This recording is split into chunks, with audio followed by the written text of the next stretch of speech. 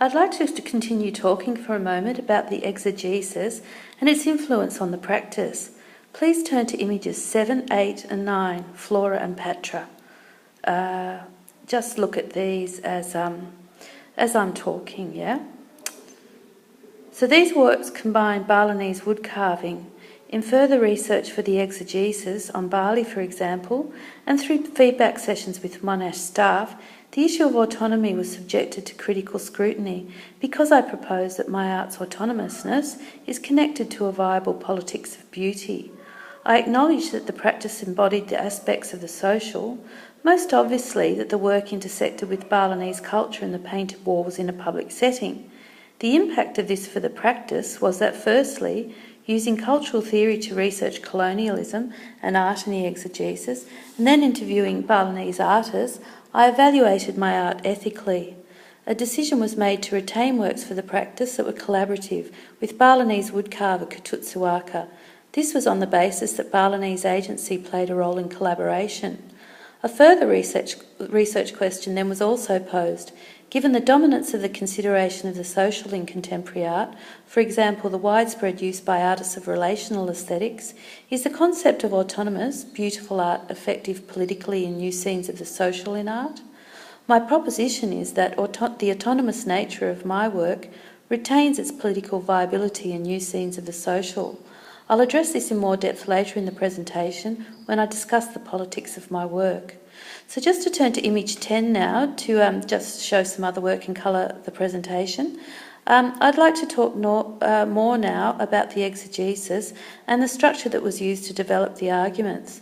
The introduction provided the literature review and established the major research question, can beauty be radical in art today? The first chapter, titled A Plethora of Beauties, What is the Context for My Art?, asked the question, what is the context for a radical politics of beauty in art today? I selected the context for which I was adopting beauty operating in my own art from different philosophical concepts of beauty. This was a formal concept originating in Kant's philosophy that emanates from beauty in nature. This is beauty for beauty's sake, and it's not connected to goodness. Arguments were then made for the context in which beauty for beauty's sake could be radical today. It was proposed that beauty's radicalism today was in the context of the institutionalisation of the anti-aesthetic position, and that beauty's non-rational aspect could be ameliorative, leading us to a better life. The second chapter, a history chapter, asked if there were historical precedents for invoking beauty for beauty's sake radically that may be relevant to my own work today. Identifying autonomy and prettiness as agencies operating in my work, I found that German philosopher Immanuel Kant's judgment of reflective beauty was related to otherness, and the artists of English aestheticism invoked the pretty to challenge religious authority and ideas. The way that Kant's thoughts inform the work of German philosopher Theodor Adorno on beauty, and how English aestheticism related to the work of British artist Jeremy Gilbert Rolfe, who argues today for the radical nature of pretty, was identified. These ideas were related to aspects of my own art. It was proposed that radical beauty has continuation with the past. So chapter 3 is titled Bright, Zimmermann and Katz, the Nowness of Radical Beauty. In order to demonstrate that my interests were linked to other artists in the field, I examined the work of contemporaries who state that they are interested in beauty. American painter Alex Katz, his nature paintings, British painter Kate Bright, her nature paintings, and German artist Peter Zimmermann, his brightly coloured resin paintings. I referred to the aesthetic theory of Theodor Adorno, who argued that autonomous art, by means of its social mimesis, recovers the unmediated view of natural beauty. Adorno's notion that beautiful autonomous art is the antidote to commodification was explored and argued for in a contemporary, more social context. It was proposed that contemporary artists engage radical beauty today. So the last two chapters were dedicated to my practice. Chapter 4 was the Bali chapter. It's the Cape of Flowers. This documented the inspiration for the practice, Bali, a place where beauty is sought after in the expression of Balinese Hinduism. It analysed the issue of colonialism and whether or not other Western artists had drawn on Balinese estimations of beauty to be radical in their own cultures. It examined how surrealist playwright Antonin Artaud helped to change the course of Western theatre with his book The Theatre and Its Double, inspired by the beauty of Balinese dance. It was concluded that my work was positioned elsewhere to colonialism, and Western artists may draw inspiration from the beauty of Bali to create radical works in their own culture. Chapter 5 is not written yet, it's on my own work. It will reaffirm my position on beauty and will investigate Adorno's ideas about natural beauty and autonomous art, examining the role of death in the work. The materiality of the practice will also be addressed. So you can view the remaining images now till image 13 for the rest of the presentation, just as I'm talking and in your own time. I'd like to return to the outcome of the practice now and talk more in detail about how the practice is an example of radical beauty in art. Firstly, I'd like to consider the notion of otherness acting in the art. I was interested that in production it was important to me that the works did not duplicate natural scenes that I found beautiful. Fine art seems to carry a taboo about duplicating nature. Art that does copy nature is more likely to be found in places such as Big W or Kmart. My point is it's heteronymous. Its artisticness is compromised by commercial influences. My use of artificial flowers, also heteronymous art forms, transformed the flowers into autonomous art, something I argue is not wholly compromised by commercial influences. Further, I think that my autonomous art, both the floral resin works and the painted wall, reflect the otherness of the beauty we find in nature and recovers it. To explain this, I'll talk a little bit more about natural beauty. Adorno argued that natural beauty, something we see as authoritatively valid, was other in two ways. Firstly, along with our attraction to it, we also fear the naturally beautiful. Adorno used the example of bird songs, which were moving, but birds were also messages of ill fortune and death in myths. Secondly, we experience a non-identification with the naturally beautiful. As well as our attraction to it, we find it puzzling, a problem that needs solving. For Adorno, natural beauty is not smooth. It operates with rupture, a type of disunity. If you look at my work, it's also not smooth. Elements are juxtaposed against each other, the abstract artificial form in relation to the everyday, kitsch artificial flowers against resinous high art sculptural forms and geometric squares, bright lolly decorative paint against the serious modernist architecture. My work's elements can never be fully unified. There is tension operating in my work. The reading takes place in the play between these elements. And this is one of the practice's political agencies. It emulates the discord of natural beauty in a world where our view of nature is compromised for the social. For example, commodification.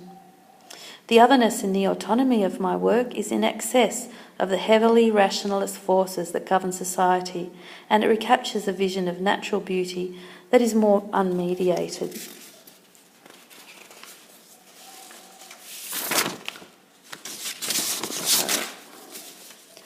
So not only does my work reinstate the otherness of the naturally beautiful, as all autonomous art does, in its explicit references to the beauty of nature, it's also a visual diagram of the whole question of how the naturally beautiful mirrors and politicises itself in autonomous art.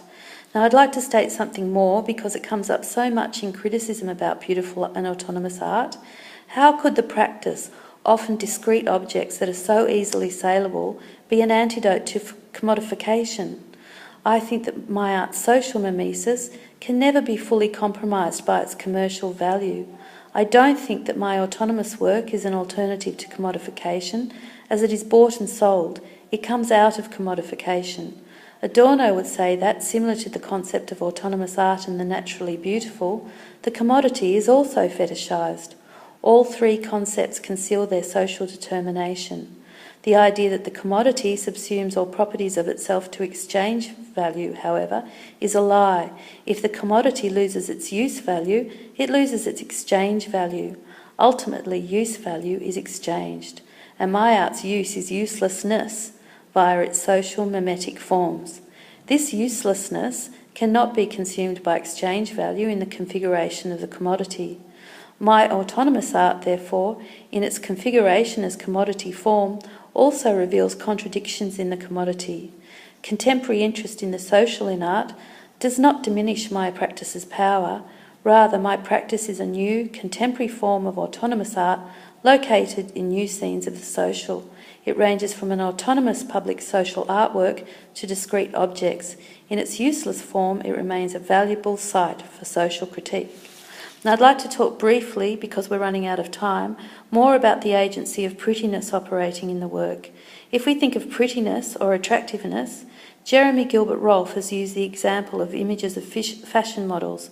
Viewing them doesn't lead us anywhere else. We stay right where we are with the pretty. Pretty keeps us focused on looking at what is in front of us.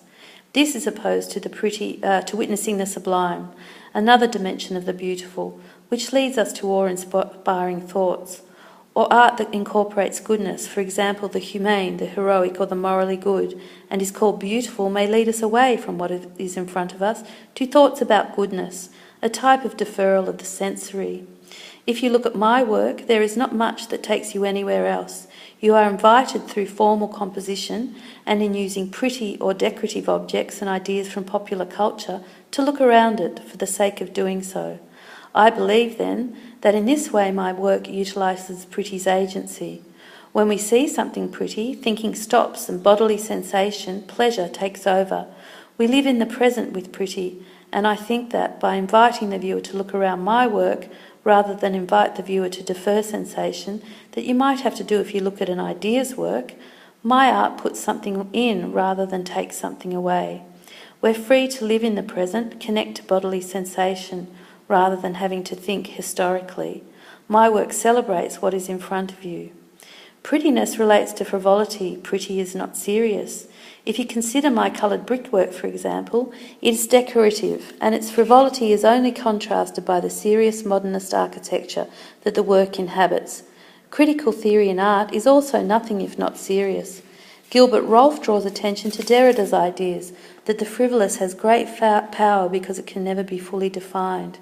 The dictionary can only provide a serious meaning. To invoke the frivolous can challenge the dominance of the idea.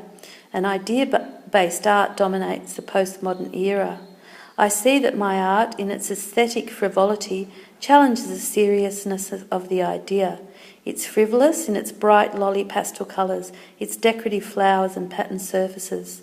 This frivolous prettiness, surely an aspect of the feminine though, is not passive, it's indifferent. I think that we could hardly call, for example, the brickwork passive. In its frivolity, it is indifferent to reception, it's indifferent to the idea. In my art's indifference, it is a feminist statement because the serious cannot control it. So if you just turn to image 14 now, this feminist statement, therefore political statement, is to be found in an assertion within the domain of the beautiful, not the sublime. To come full circle now back to this PhD's original inspiration, pretty small water bowls crafted with flowers, as opposed to the sublime experience of snorkelling in the vast ocean round Bali, locates the work in the realm of the beautiful. I think engaging the pretty's agency and utilising the unsmoothness of beauty in my work and that was found in those humble water bowls shows us that the domain of the beautiful has great potential for radical thinking in art today. Thank you.